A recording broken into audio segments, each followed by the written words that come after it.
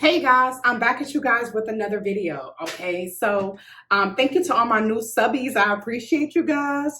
Welcome to the health space, okay, which is my health channel. This is a channel for holistic wealth. I tell you all the time, it's not just food, it's not just diet, it also talks about mental health, all of that. I'm telling you, I told you guys in the first video that I am currently in a program right now, or to receive two certifications to become a certified health coach, which is a 6-month program. I'm not going to mention the school that I'm going to, but the program was roughly $8,000. Okay, you don't have to pay it all up front. You could pay it monthly. Okay, or I think up to 24 months or something like that. Is when you would have to pay it off. But the program has to be finished within a year, but it can be finished in as early as 6 months. Okay, so let's get to it. Okay, so let's talk about mental health. You guys, I'm going to take you down, follow the yellow brick road, follow the yellow brick road. Today's video is literally a trip down the yellow brick road, okay? And it's not just any yellow brick road, it's my yellow brick road, okay? Hold on one second, guys. Let me adjust the light in here. Oh, that's too light. Let me go up. Yeah. Okay. So it's not any yellow brick road. It is my yellow brick road. Okay. And how I got to be where I am today. Okay. So I am going to talk about trigger warning depression today, because I know there are people who face depression, and there are people who, battle with depression every day. And I'm going to talk to you guys about a little bit how I got over my journey of depression, okay, which I kind of talked about a little bit in my other channel on my live, but let's dig in. Okay, so let's kind of start out where this story begins. So I was a sophomore in college, going into my junior year, and I end up hanging around a couple of friends, and there were some friends that were like, hey, y'all want to go to this new strip club? They opened a strip club called the King of Diamonds, okay? And it was in a small town that I was living in at the time that I was going to school at, okay? And we all end up trying and, auditioning and going there. And two of my friends got jobs as bottle girls, and me and another friend got jobs as strippers. Sorry, me and two other girls got jobs as strippers, okay? And from that, that's pretty much where my stripper career escalated. I became a stripper, guys, okay? In college, I dropped out of school twice to pursue my stripper career, okay? I think this was like from the ages of 19 to 21, I was an exotic dancer, okay? And it was a very profitable career, okay? I made a lot of money, I met a lot of wealthier men.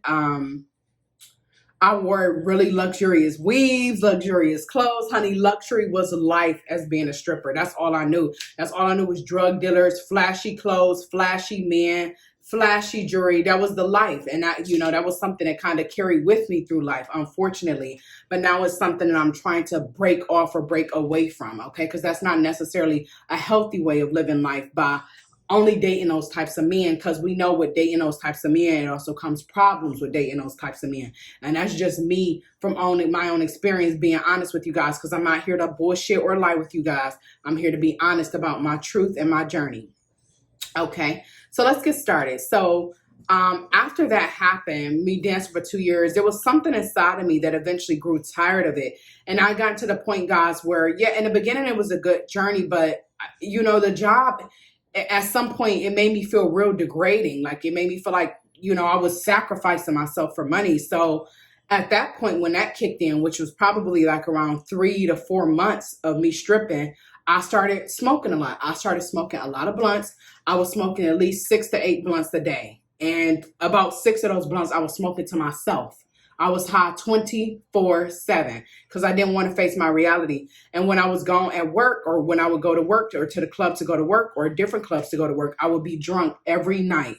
So you can imagine a toll that takes on somebody high and drunk every single night. It's because I did not want to face reality, guys. I had an ugly reality for about 1.5 to almost 2 years. And that was my life. I got money. I danced. I dealt with certain gentlemen and stuff like that. I made good money. I did private party hostings with friends and stuff like that. But it really took a toll on my mental health and who I was as a person. And it was like the only way I was happy is where I got to a point where I was high and drunk. That's the only time I was happy, because when reality sunk in, I wasn't happy. I wasn't happy with who I was. I wasn't happy with my reality. I wasn't happy with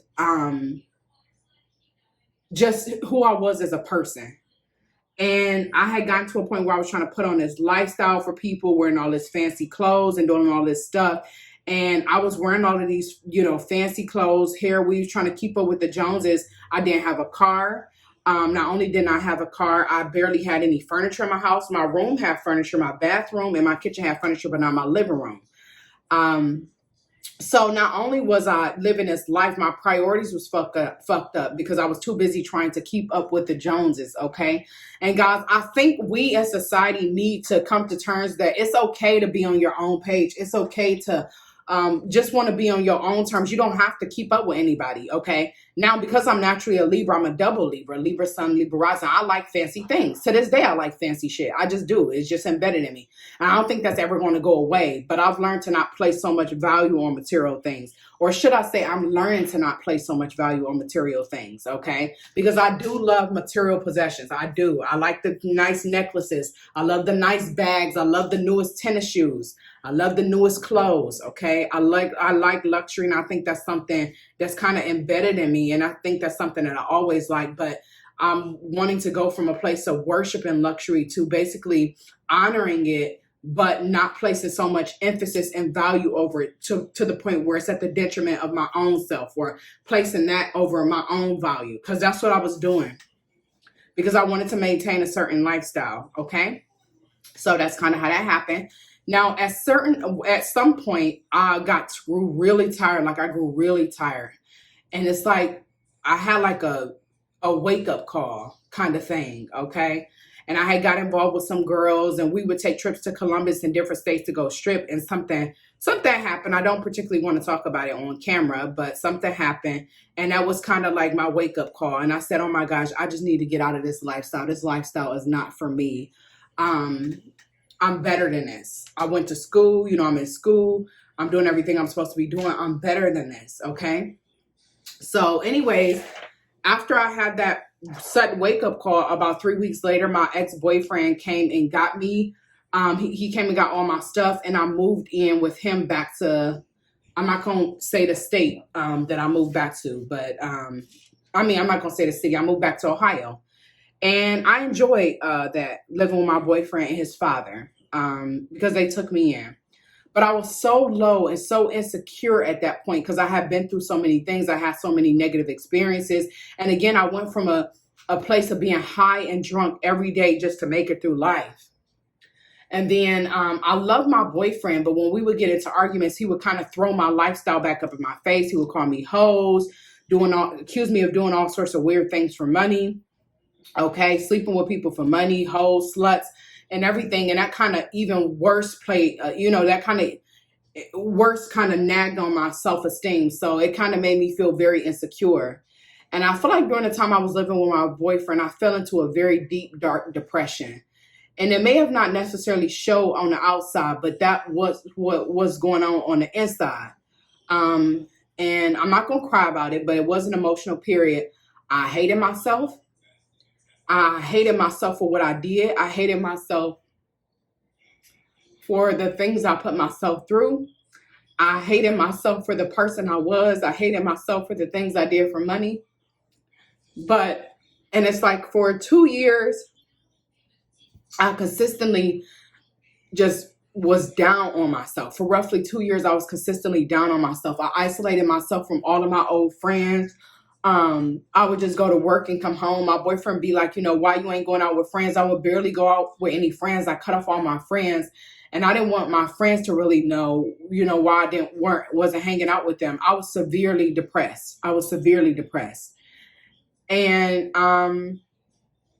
I don't want to say, I think I couldn't remember or not if I've gotten to a point where I contemplated suicide, but I was extremely depressed. And, I didn't want to face reality, or it just seems like I hated who I was. I hated what I did.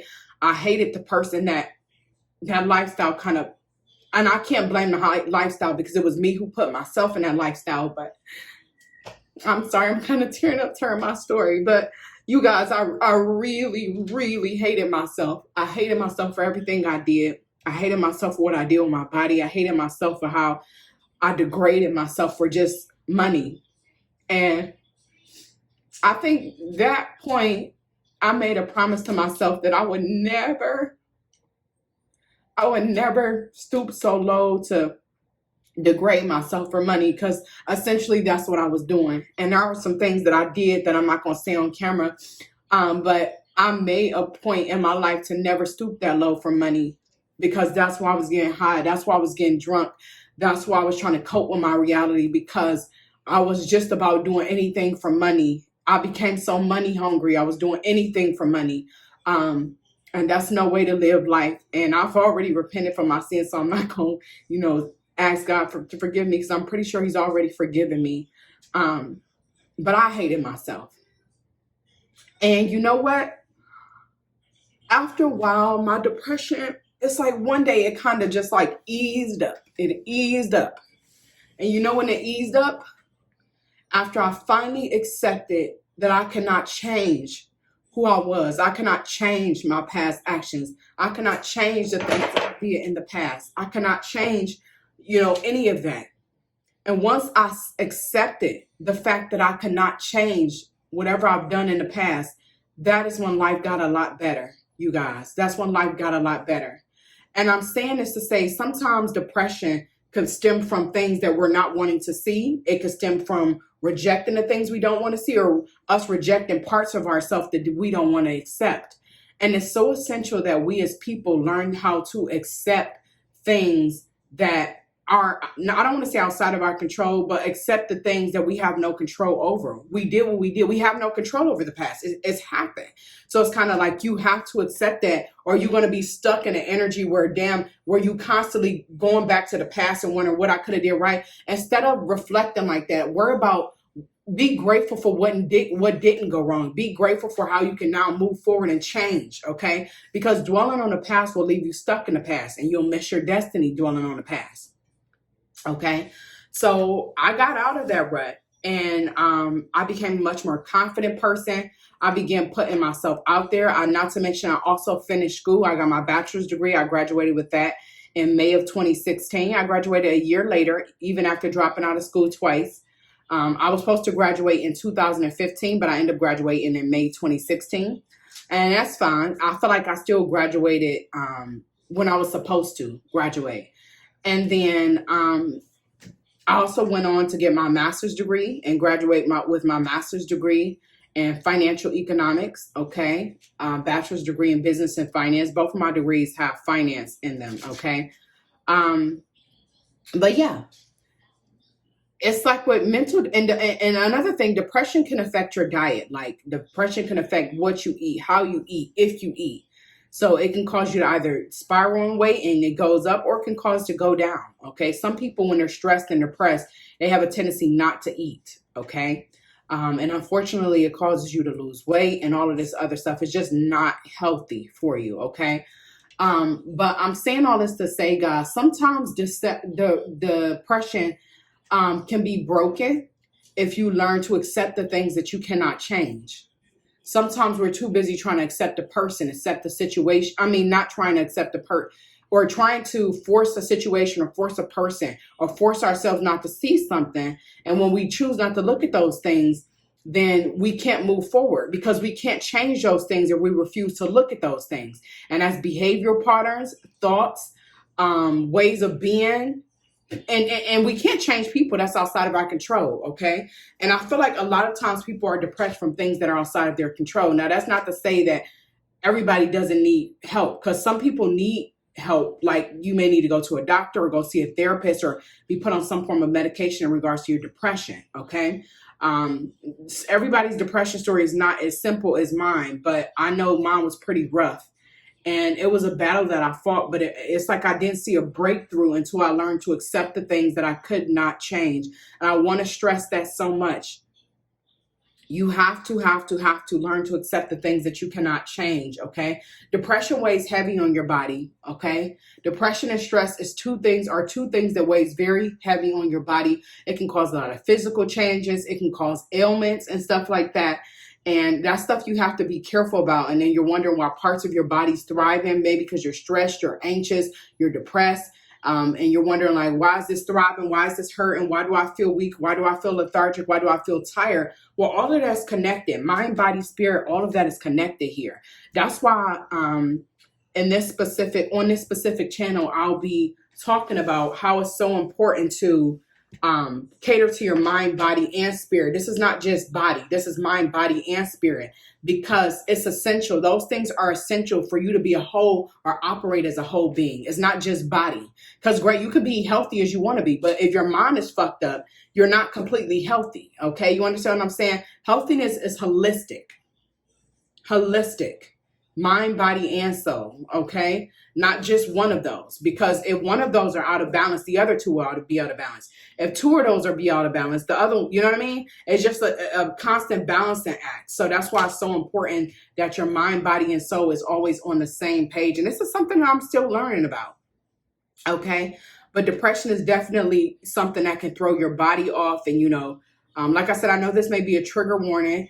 And if you are somebody who's fighting depression right now, you can feel free to comment down. I'm with you if you want to reach out to me, if you want to talk to me. While I'm not a therapist, like I said, I'm studying to become a health and wellness coach holistically. I would be open to talk, okay? Because trust me when I say I know what you're going through. I've been there, okay? Fast forward about 6 years later, I'm doing better. I'm okay. And I'm still going through trials and tribulations, but I'm okay. And I'm not stressed out. As a matter of fact, I'm going to go ahead and say I'm blessed and I'm not stressed out or I'm not depressed anymore, because I've learned to accept the things that not change. And I took that rule with me throughout life.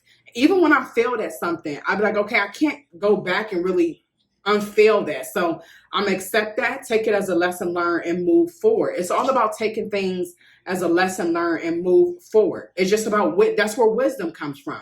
All of the things you've done in life, okay? And that's why it's so important to say that, we have elders and people around us who've done what we've done, and they'll try to say, be careful, or they'll try to advise us not to do these things. And it's not because they're trying to be an asshole. It's because they're trying to prevent us from going down some sort of road that they may have seen somebody else go down, or them themselves may have went down. And that's why they're always, like that, okay, for the most part. Or even me, my parents were kind of hard on me growing up, especially my mother, not necessarily my father, but my mother. And they're doing that for your own benefit, not your detriment, okay? Wisdom is wisdom. I don't care who it comes from. And you can learn something from anybody. You can learn something from a homeless person. You can learn something from somebody with an ailment. You can learn something from somebody younger than you. It does not matter. Wisdom can come from many different places. The point is to learn from the things that you do in life and not continuously put yourself through those same things, okay? Because if you're continuously putting yourself through those same experiences, are you really learning, and are you really gaining wisdom if you're consistently doing so? The answer to that is a no. It's a huge no. Okay. But we as we as humans, we're meant to evolve. We're meant to become the highest version of ourselves, holistically, mind, body, and spirit. And when we're not learning from the things that we need to learn from, we're consistently repeating the same mistakes, which leads us back to square one. And what happens is when we have to learn lessons and go back through a lesson and go back through a lesson and go back through a lesson, every time you have to repeat a lesson, it gets harder. Okay. I want to make that very clear. Every time you have to repeat a lesson, it gets that much harder before your spirit guides or your guardian angels or your ancestors or God, whoever you believe in, is just like, did you learn that time? Did you learn that time? Okay, you didn't learn that time. Did you learn this time? It gets harder every single time. It gets harder until you learned your lesson. Once you have learned your lesson, then you're ready to progress. You know how Erykah Badu says, and I don't own the rights to this, peace and blessings manifest with every lesson learned. Take whatever happened to you or whatever experience you have as a lesson and try your best not to repeat it. Improve your actions, improve who you are as a person. Don't continuously do something if you know it's bad for you, or don't continuously engage in something if you know it's bad for you, or hang around the same people, or think the same thought patterns, or whatever it may be. You have to be careful not to continuously put out negative energy, okay? Or repeat the same patterns, because if so, like I said, and I've been one of those people where I've been hard-headed, so I've had to learn lessons many times that have been harder. And unfortunately, every single time I've had to learn a lesson, it gets harder. And this last lesson that I recently learned, oh baby, that scared me enough to know, okay, I get it. I get it. Whatever it is that you wanted me to learn, I get it. I got it. I get it. Because that shit scared me enough to be grateful. I got down on my knees and thank God. Okay, because it could have been something terrible that happened to me. The point is, I'm grateful. I'm blessed to where I am today. And I'm sharing my experiences because I also want to help others evolve. I also want to help others along their journey. Okay, so I hope you guys enjoyed my first mental health video. You guys, I have a lot of different videos. I'm also going to be sharing recipes and all sorts of other things on here. Vegan, exercises, all sorts of good healthy tips on here for your building immune system. Like I said, this is a holistic channel. This is just not catered to one. It's just very holistic. Okay, so I really hope that you guys, take something good away from this. If you have any questions, you can comment something down in the comment section. Okay, and if you want help or you need to talk to somebody in regards to your depression, reach out. Okay, I'm here if you need me. Okay, thank you guys for tuning in. You guys be blessed. Have a good one. Bye.